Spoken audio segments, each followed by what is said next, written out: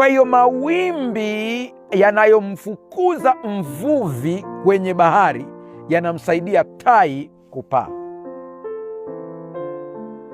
Kuna watu hapa mnaonitazama, kama bosi wako asingekuchukia na kusumbua sana, usingeenda kuongeza elimu. Kwa zile presha za kazini, changamoto za kazini zilikuamsha akili, ukasema hapa siwezi kuishi maisha ya msongo kiasi hiki, siwezi kuishi maisha ambayo kila siku nachukiwa, ngoja niende nikaongeze elimu.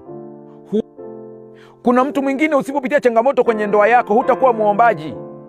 Kwa jinsi unavyoendelea kupata zile changamoto, unaendelea kuomba zaidi, msuli wa imani unakuzwa zaidi, nguvu za kiroho zinakuwa kwako. Hata waliopanga kukudhuru katika ulimwengu wa kiroho wanakwama kwa sababu ya maombi yako. Tageti yako ilikuwa ni kuombea ndoa, lakini malaika wakakuzunguka kiasi kwamba aliyetumwa kushambulia biashara akakwama, maana amekutana na nguvu ya kimungu.